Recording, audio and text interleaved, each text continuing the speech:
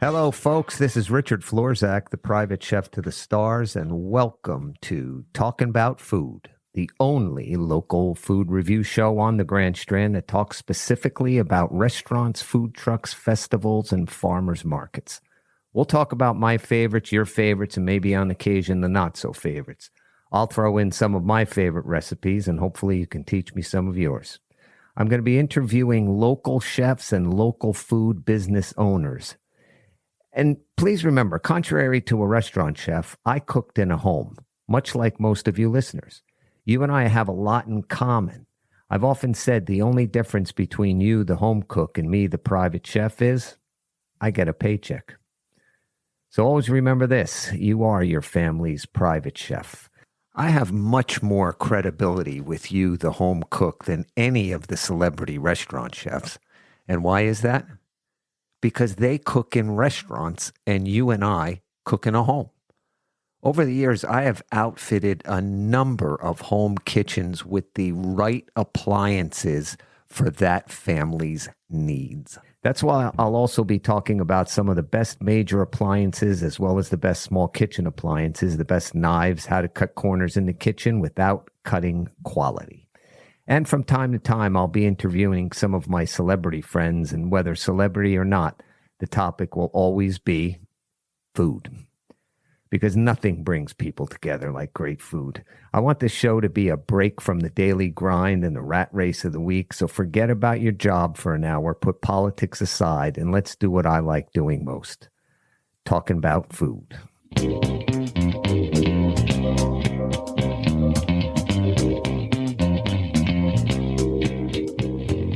You know, when I was growing up in New Jersey, it was my dream someday to live in Los Angeles.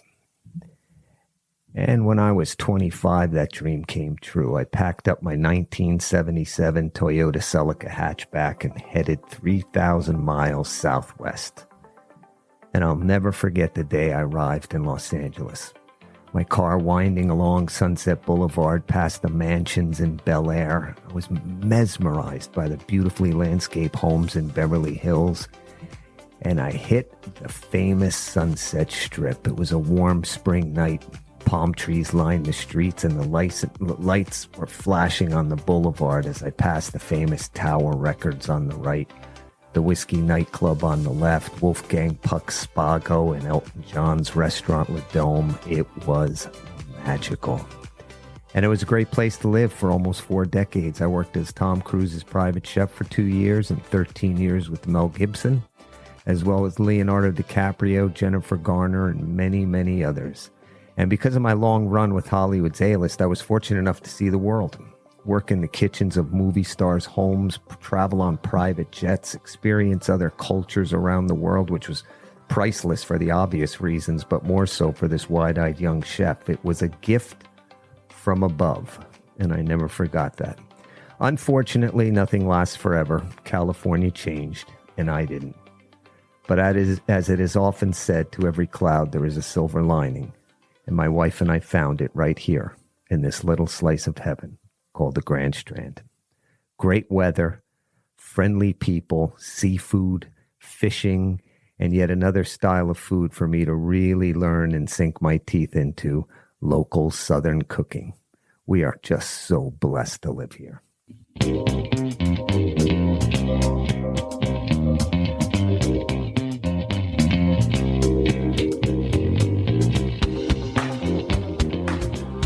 Well, like I said earlier, folks, that from time to time I'll be interviewing some of my celebrity friends, and I'm about to play an interview I did recently for the show with blues great Kenny Wayne Shepherd. Now, Kenny has done a gazillion interviews talking about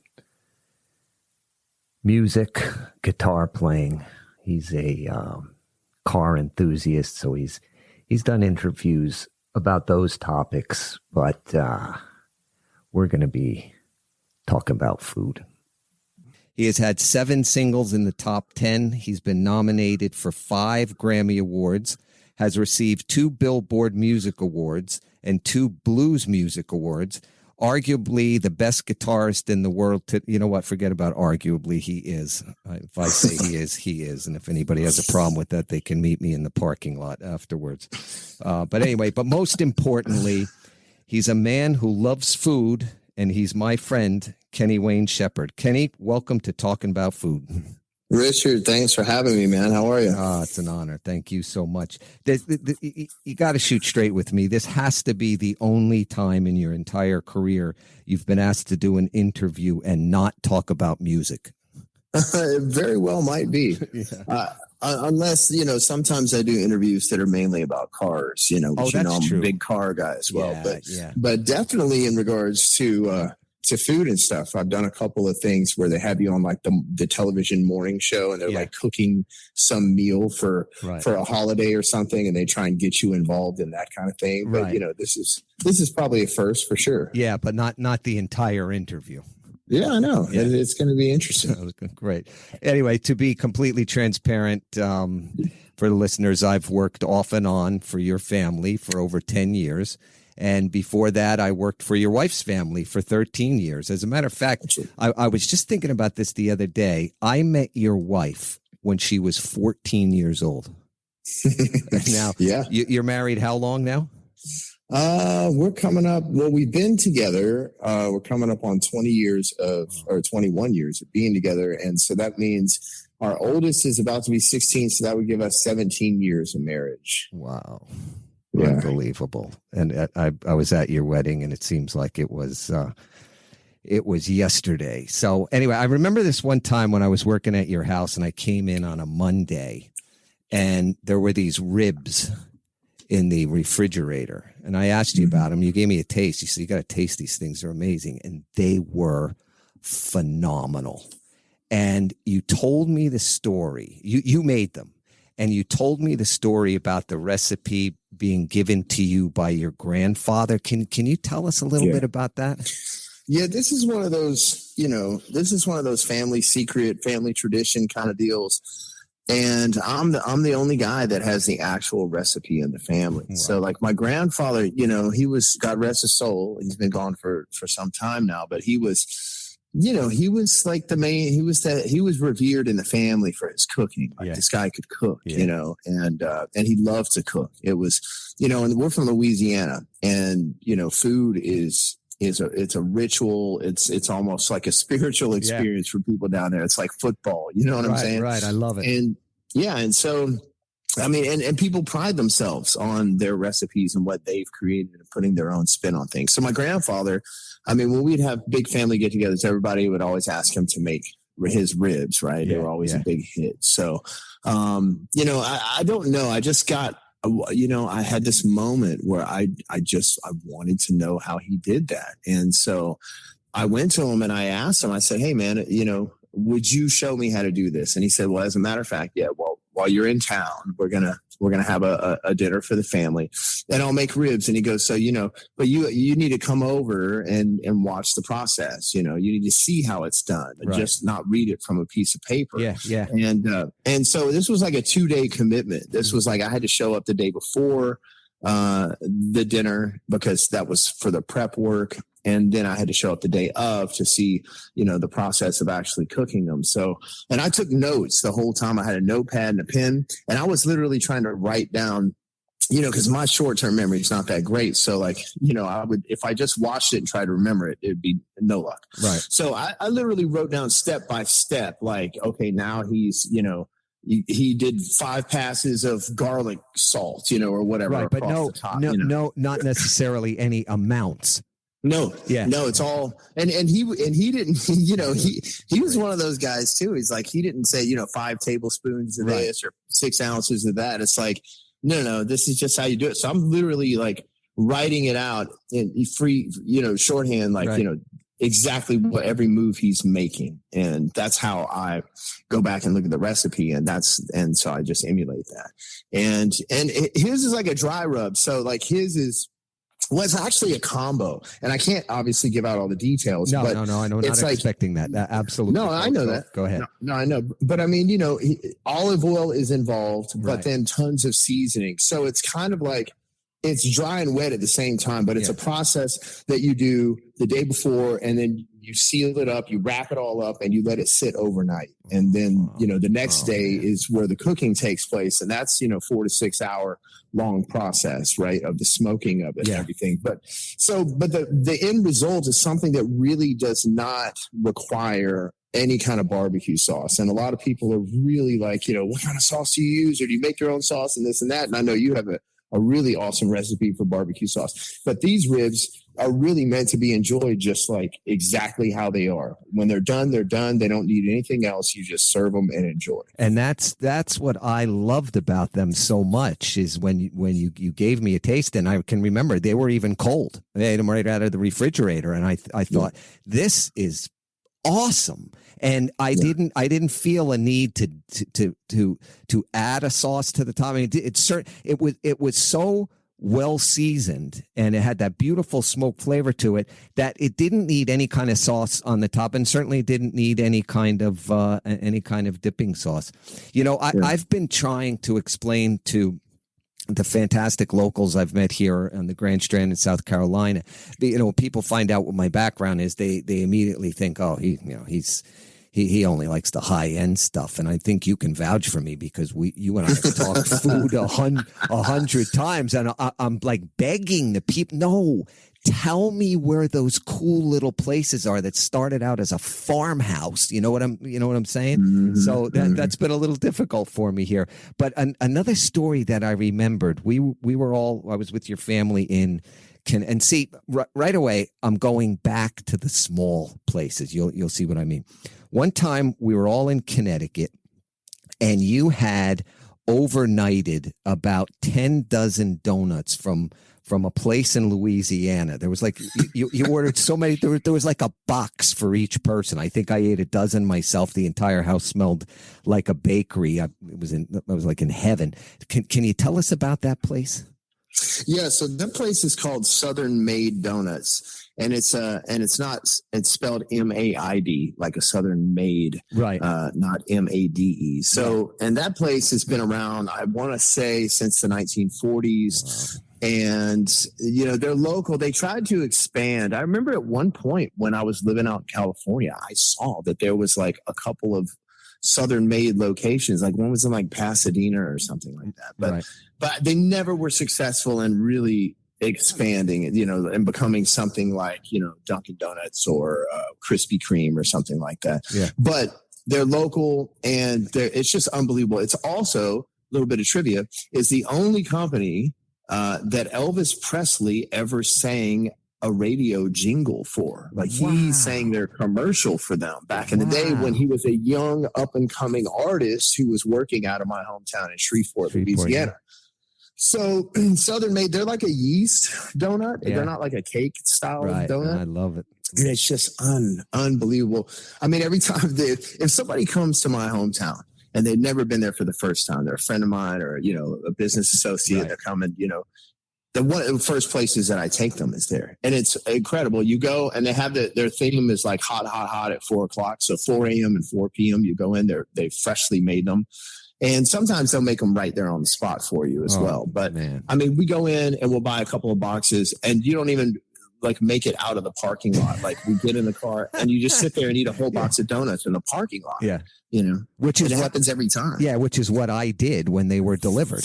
I think I ate a dozen donuts that time. And see, once again, that's the stuff that really, really gets to my heart when it comes to cooking. I've explained to so many people, I've studied, traditional cooking, studied all over the world, but I just always come back to that kind of thing that attracts me. Okay, folks, we're going to take a little break from my interview with blues great Kenny Wayne Shepherd to talk about a few restaurants that I've been to. God, I love this. I love food. I love to eat. I love talking about it. So that's what we're doing here.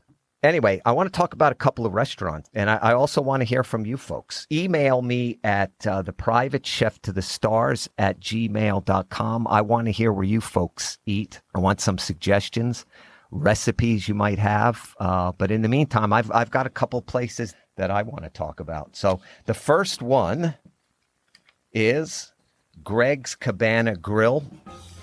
It's an institution in Murrells Inlet.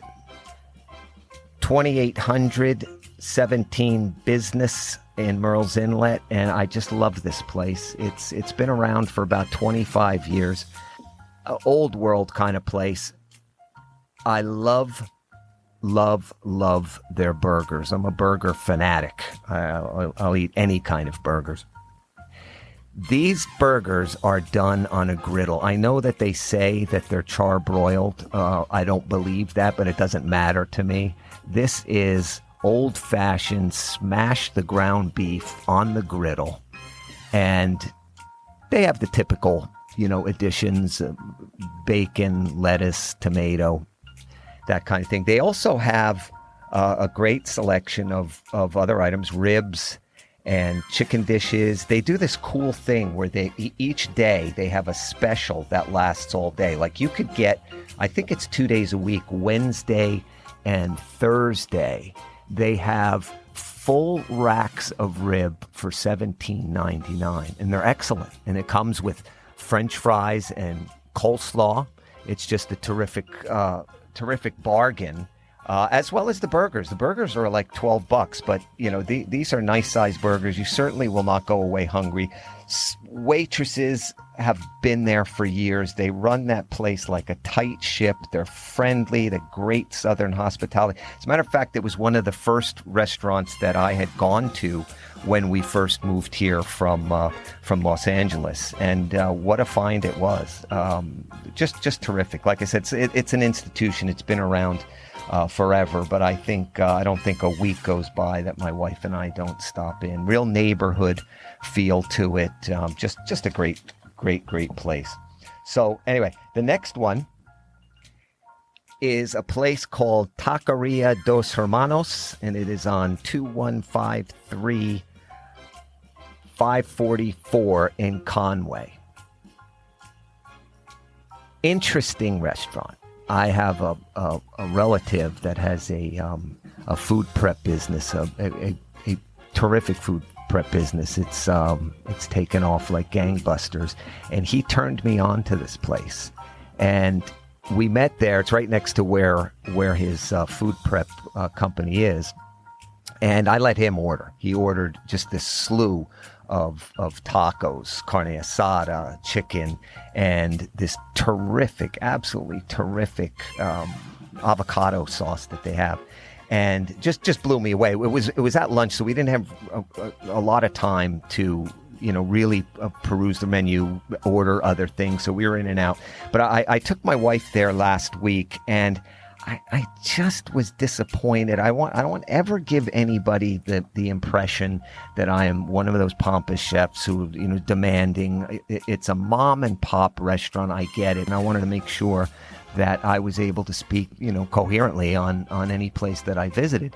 And I was going to do a deep dive. The deal was my wife was going to come with me, and I said, look, we're going to just ask them, tell us what to get. I mean, this is obviously a very authentic Mexican restaurant. And I got that proverbial everything on the menu was good. And there was a pretty big language barrier, which I get it. It's privately owned.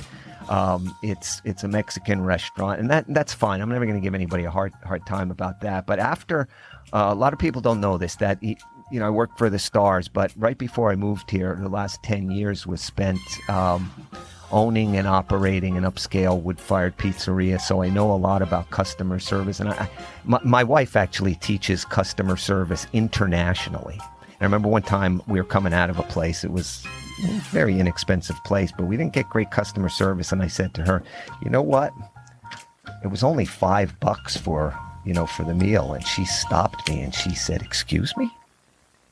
She said, it doesn't matter if it's 5 or 500. She gave me this great analogy. She said, if you and I had to go tomorrow to work as a bagger, the Kroger, we'd be the best baggers that they are. So I'm really keen on that. So we ordered on our own. They have a fantastic, it's called caldo pescado, which is a Mexican soup, real fresh, really nice, fresh local seafood. And it was terrific. My wife had a combination fajita plate, and they had that fantastic avocado sauce. So it's definitely worth a trip. It's very, very reasonable. And the next one I'll try to squeeze in on this segment is called La Trattoria, Italian restaurant in Murrells Inlet. We went there with two very dear friends of ours a few weeks ago, and I was impressed. They had typical dishes, the dishes you would see at a lot of different places. And here's the thing too, they do specials that are really specials. I hate it when I go to a place and they'll say, well, the specials for this evening are X, Y, and Z. And I think to myself, we were here 3 months ago and they were X, Y, and Z. These change daily or weekly. My wife ordered a basic manicotti. I had linguine with clam sauce. My friend had it was a seafood fra diavolo over linguine, and my other friend had the special, which was a grouper. Unbelievable. Great service, decent prices. I tasted my wife's manicotti, which is, like I said, it's a basic dish. Not that you can't screw it up, but it's a basic dish, and it was phenomenal. I mean, the filling was obviously homemade. All this talking about food, and I feel like I want to go back there right now. So let's get back to my interview with blues great Kenny Wayne Shepherd, and we'll continue talking about food. Yeah. Now, something that really interests me about people in your situation is, I know you do extended tours and often bus tours. How do you guys decide on a bus what you're all going to have to eat? Okay. So actually there's several different potential scenarios here, right? So like at every show, on a show day, we will have, every artist has what they call a rider. So it's kind of like, these are the things that we need for our dressing room, right? And that will include, a deli tray and a cheese plate and a fruit plate and blah, blah, blah. And these certain drinks and, the one guy likes Hershey's chocolate. So they got Hershey's chocolate. Van Halen famously wanted M&Ms with all the brown M&Ms taken out, me whatever. Too. I'm that way too. Yeah, exactly. So, we have all of that kind of stuff, and that's on a daily basis anytime there's a show. So that's actually on the bus. Yeah, and all that stuff, so what doesn't get used in the dressing room for that day gets transferred to the bus, and we take it with us. So there's that. Then there's catering, right? So we've gotten to the point, some artists, will do what they call a buyout, and they'll give you $20 a piece, and then you just go find yourself some food. We've got to the point we prefer to have catering, whether we carry a catering service with us or we have the venue find a local company that can cater the dinner, the lunch and the dinner for the crew and the band, so that we're not spending time darting all over town. It's like everybody can focus on doing their job.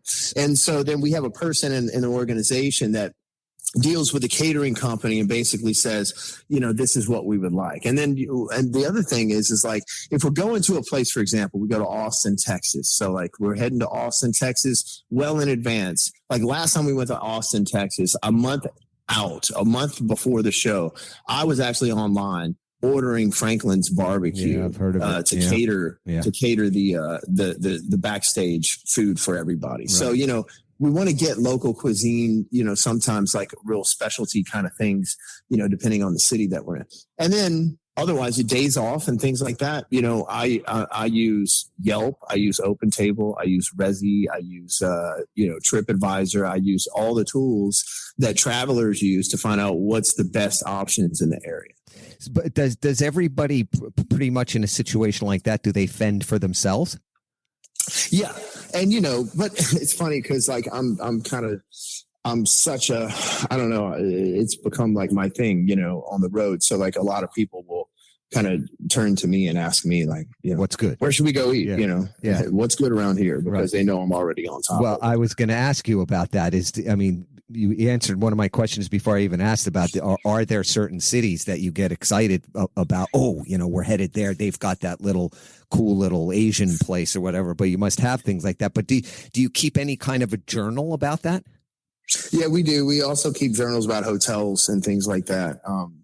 So we keep notes. I mean, if something really is a standout experience, then, we log it so that the next time we're in the area, we can go back. Well, I'm a little disappointed you answered that way, because that was going to be my next job request, because you and I on the road together. I mean, you just give me 6 months on the road with you, I'll put together such a journal, but of course I'll be about 400 pounds after something like that. You and I discovered very early on when we first met that we have this absolute adoration for cherry pie. Mm-hmm. Do you have a best? Do you know where to get a best, or something that you like? Well, you know what? I don't actually. For me as a kid, again, it goes back to these family meals at my grandparents' house, and they would make cherry pies, and often it was like Christmas and Thanksgiving and stuff like that. And so there'd be a variety. There'd be pumpkin pie and cherry pie and apple pie, and every family member's bringing something like that. Yeah. So it's like, I don't know, Aunt Lisa always made the cornbread, right, and stuff like that. And that's where I grew up with this love for cherry pie. And then it turned into, like, if I had a birthday, they'd give me a cherry pie instead of a cake, because I loved it so much. But I never have latched on to one specific store or location or brand, right? It's just kind of, straight up, like, the best cherry pies to me is the stuff that comes out of the can. It's like every time filling. Yeah, and I try and find the one without, what is it, the corn syrup, because that's not so great. Yeah. But, every time I've had somebody try and make a homemade cherry pie, they usually do it with those really dark cherries, and it's just not the same. You want those tart, I don't know what it is. No. It's a sweet and sour combination that you can only get from a can. Sorry, folks. Yeah. That's all you can do. If you remember, you were kind enough to invite my wife and I down to your show in Charleston, and I brought you 4 cherry tarts from turnover type turnovers, from this place called Jupiter Pies. Do you remember? Did you like them? Oh, they're incredible. Yeah. So here's my thing. Well, first of all, I loved them because they were huge. They're big as your head, these things. I love everything in that shop is big. I love it. Well, so they're huge, but also what I find, when I buy things like that, when I'm traveling, it's like 9 times out of 10, they really like skimp on the cherry pie filling, right? And so you're getting more of that, the pastry than you are the filling, and I'm there for the cherries, my man. You know what I'm saying? Absolutely. When I first had that, I couldn't believe not only how big they were, but I thought the same as you. You know what? I'm going to bite into this. It's going to be limited, cherry filling. And it was like flow. And here's what they do. They top it off with this great sugary glaze on top. Yeah. I'm like, man, you're making my mouth water here. Those are probably the best ones I've ever had, to be honest with you. Oh, good. But once again, to be transparent, I have to admit, and back to locals thinking that I probably only eat high end. I used to love, before they went out of business, were the Hostess cherry pies, the single ones. Yeah. Oh, they were so good. Another thing I often wonder: when do you eat your meal? Like, how long before a show, after a show? How does that work? So I really try and clear having a meal at least 2 hours minimum, preferably 3 hours before we go on. Right. Just because, sometimes depending on, I get distracted with work and other things, and I'll forget to eat. And then by the time I eat, I'm ravenous, and then I'll overdo it sometimes, and I'll eat more than I should. And then it weighs you down, you're getting ready to exert some real energy. So it's good to like plan in advance and not eat right before a show. Try and give it at least 2 hours before a show to kind of digest some of that stuff. And then every night after the gig, we have pizza, which, going back to your earlier question or comment is like certain areas. It's like, you know, when we're up in the Northeast, you know, we're excited because we know we're going to have pizza after the show. We're waiting to see if it's the real deal, you know? Yeah. And that's not always a great thing. Like it's always good to have it because sometimes you come off and everybody's starving and they just need to like, you know, refuel. Right. Not that pizza is the best thing, but you know, when it's 9 or 10 or, you know, 10:30, 11 o'clock at night, you know, that's kind of one of the only options. Right? Yeah. And it doesn't have to be heated up or whatever. You can grab a slice and, right. Back to when I dropped off, I don't know if you remember when I dropped off those, cherry pies to you that time you were doing the sound check. I insisted that you do not take a bite of one of those. Because there's no doubt in my mind because we're the same. We have a very difficult time moderating anything. Yeah. I always say I've got two diets. One, they're always extreme. One is like I'm on the show Survivor, and then the other diet is like I'm getting ready to go to the electric chair. So I just knew if you took a bite of those, you would have eaten at least two of them, and then I would be responsible for you having a difficult show that night. Which leads me to another question: have you ever been on stage and thought to yourself, you know, you're doing a great blues solo and you're moving across the stage, and you think to yourself, "Shoot, I never should have eaten that fourth meatball. I just feel so miserable." Sometimes, but you know, the main thing is it's usually when we eat things like Indian food or Thai food before a show because I like it really spicy. Yeah. And the main issue is like the reflux you can get from that kind of food, and then you're supposed to be singing, and that can be a problem. Yeah. And that has happened. Oh yeah, it's happened before, wow. But that was before I started planning better, but I will tell you, not totally food related, but certainly something you put in your mouth. Like we use Ricola, to help lubricate the throat, just kind of throwing those in your mouth and sucking on it before a show. And so I kind of got in this habit of like having one in my mouth, like right as I'm going on stage. Yeah. And I remember thinking, I'm like, I could choke on this thing. And it'd be kind of weird, but like it's certainly a possibility. And then like 2 days later, I was on stage and I was playing a guitar solo. I threw my head back and the freaking thing shot straight to the back of my throat in the middle of the guitar solo. And I was like, oh my gosh, I'm going to choke and die on stage. And nobody's going to, who's going to think that if a guy passes out on stage that he's choking? Of course not. Yeah. How would you ever think that? Yeah. And so thankfully I was able to like free it from being lodged in the back of my throat, all while still playing the guitar. But that was a real surprise. That was one of those moments where I'm like, oh no, I shouldn't have put that in my mouth. Right. It sounds like every band member should know the Heimlich maneuver, and you should have like a signal. I'm choking and I don't want to stop. I know. I don't want to stop the song. Okay. Have you spent much time in South Carolina? We have over the years. We used to play a lot. We would go down to the House of Blues, Myrtle Beach area. Yeah. Any chance of that happening in the next year? I'm sure at some point we'll head back down there. I don't know what the schedule is. I know they're already booking us. They got dates on the schedule. Well, if you do that, you and I will go on a 24-hour food binge over here. Yeah, man. I'm down. Let's do it. Well, listen, I'm up against a hard break. I'm not really. I've heard talk show hosts say that all the time, and I always wanted to say that. So there you go. Anyway, Kenny, thanks so much for taking the time. I so appreciate it. Thanks, Richard. I appreciate you having me on. And it's always a pleasure to talk with you. Thanks so much. Take care. All right, brother. Bye-bye. Bye.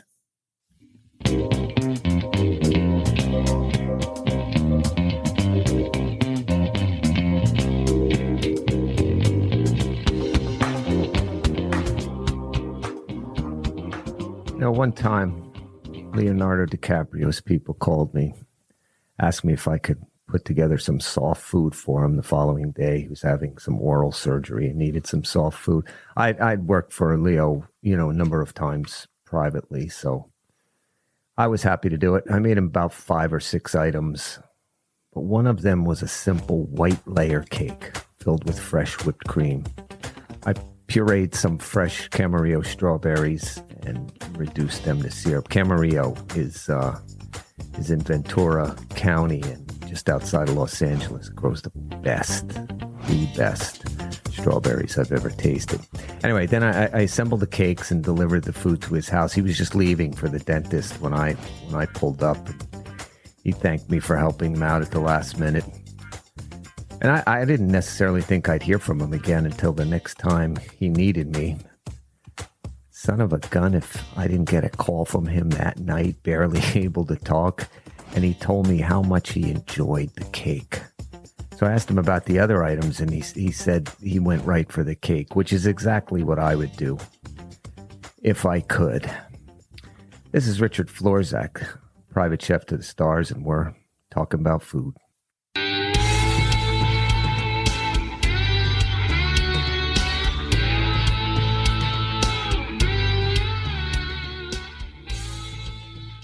You know, it only seems fitting that after that great interview with Kenny Wayne Shepherd, that we talk a little bit more about Jupiter pies. It happens to be one of my favorites. One of the first things that I discovered, my wife and I, when we arrived in Murrells Inlet. And it is, man, is it good. I like big when I eat, especially desserts. I don't want one slice of pie. If I can't have 2 or 3 slices of pie, I don't even have it. This place does things big. The owner, Charette Jupiter, has a double major in the culinary arts, which is like unheard of. And she does it well. She has this really cool passion. You know, you hear about passion in the food world so often, but it usually translates into some, you know, new shishi style of cooking where you can barely even see what's on the plate. She has a passion for home style, and it shows when you walk in to the shop. Pies all just look homemade because they are, and she puts so much love into it. You know, I know the whole passion thing is a cliche, but you really see it when you walk into Jupiter Pies. There's probably about 25 different combinations of cakes and pies, but those turnovers, my God, are they delicious. They're huge. And the puff pastry that she makes, it probably puffs up like 3 inches. And it's not one of those kind of things where you have to search for the filling. I can't stand that. You take one bite of one of these cherry turnovers and you'll see why it's like heaven on earth. I mean, it is loaded with filling. And then she tops it off with this gorgeous sugary glaze on top. It is just phenomenal. I could eat one right now. But she also does this other cool thing. It's a blackberry pie, but it's not the typical consistency that most of us are used to. You know, when you cut into it and sort of bleeds out the side, you know, like a cherry pie would. This is more the consistency of like a pecan pie. It's more solid, and it's wonderful. And then there is this one item, I swear to God, it's like crack. I came up with this phrase a long time ago called all day. And I'm sure a lot of you listeners have experienced this, where you taste something new, you know, you put your fork into it and you put it into your mouth and you go, oh my God, I could eat this all day. And it is a cinnamon roll that is topped with cream cheese frosting. And then they glob on what must be like a pint of cherry filling. You zap that in the micro for like 30 seconds, and it is all day. Anyway, that's Jupiter Pies. They're at 9261707 in Myrtle Beach. There's also another location that she has, Mineola Avenue in Little River. Don't miss this one, folks.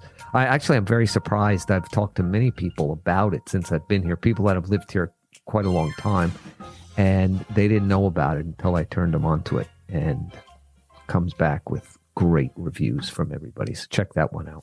So as you folks may have figured out already, I love desserts. I'm a sugar junkie. I love candy, pies, cakes, you name the sweet. I love it. At a buffet, I'll go to the dessert section first. The dessert course has actually saved me a number of times. I'm embarrassed to say. I can remember doing, any number of Hollywood dinner parties where it's like I wasn't getting a warm fuzzy from the guests. I'd peek into the dining room, and I can see by the body language it wasn't going right. And then all of a sudden, the dessert course arrives. Oohs and ahs from the guests, It's a lasting impression. Pay attention to that. Make sure if you're having guests over that you really knock them out with a good dessert. Okay, we're going to shift gears and change it up for this last review to end out the show. I've always had a love for Chinese food. I was raised on Chinese food, so it's near and dear to my heart. And ever since I arrived in Murrells Inlet and the Grand Strand, I've asked everybody that I meet that we'll discuss food, and I'll ask, well, where's a good Chinese place? And nobody really had one. They'd say, you know what, this place is good or that place is good. I found one, and I'm very happy. I've been there a couple of times. It's called Dumplings and Seafood, and it's 9650 North Kings Highway in Myrtle Beach. The only drawback to doing this review is that when I went there for the first time, I had just gotten back from a 72-hour eating fest in Dallas and ended in, I probably with my nephew went to, 7 restaurants in 3 days, and we ended at this dumpling house, and it was phenomenal. It was certainly the highlight of that 3-day eat fest. And so, that was on my mind when I went to Dumplings and Seafood in Myrtle Beach for the first time. I really didn't want to go, but I was with some people, and they say, yeah, come on. Anyway, it's really good. The dumplings were good, but remember, I just got back from exceptional dumplings that I had in Dallas. But they are good, and the rest of the menu is excellent. I've been there about 3 or 4 times since. Anyway, if you're gonna try it, if you're gonna try the dumplings, I suggest the steamed shrimp and chive dumplings are good. The pan-fried chicken dumplings are good. And by the way, they are most dishes are served by a robot, which is amusing for about 10 minutes. Kids love it. Hot and sour soup. I don't know how many folks enjoy that. I love it. It's one of my favorite Chinese dishes. Learned how to make it when I was studying in Hong Kong. Thick broth, real rich, and it's peppery, spicy, and a little bit of tang to it from some vinegar. So that's terrific. The table, we ordered Mongolian chicken, which was fabulous. I mean, it was thin slices of really tender chicken, had that nice sort of sweet, spicy glaze on it with green onions. Beef lo mein, and this is what I call real beef lo mein. It has the real thick lo mein noodles. The sauce is there's like very little sauce to it. It sticks to the noodles. Done really, really well. And also we had a whole fried yellow croaker, they call it. It's in the drum family. Just outstanding. It was a whole fried croaker with sweet and sour sauce. Frankly, I can't wait to go back. Before I wrap this show up, I just want to let you know that next week I've got a fantastic guest on. This guy is so interesting. His name is Chef Joe Bonaparte. He is the executive director of the culinary school at Horry Georgetown Tech, and his background, his biography is just endless. A fascinating guy, and we'll be talking to him next week. The show's going to drop every Friday, so it'll be just ready before the weekend. So if anybody wants any sort of suggestions, hopefully I will have discussed some for the weekend hits. So there you have it. That ends the first episode of talking about food. And remember, email me if there's restaurants out there that you love and you'd like me to try them out and review them, or restaurants you haven't been to. I'm happy to do it. That's what we're doing here at Talking About Food. And you can email me at theprivatecheftothestars@gmail.com. And if you would like a private 5-course cooking class or demo in the privacy of your home by me, the private chef, you can get more information at theprivatecheftothestars.com. They're a lot of fun. It goes over well. I bring an assistant with me who cleans up. I supply the food, and everybody gets one of my award-winning cookbooks personally autographed by me. It's a lot of fun. Also, next week is going to start my year-long search for the best pizza in the Grand Strand, my favorite thing on the planet. So there you have it. So hope you learned something. Hope I served a purpose. And always remember, you are your family's private chef.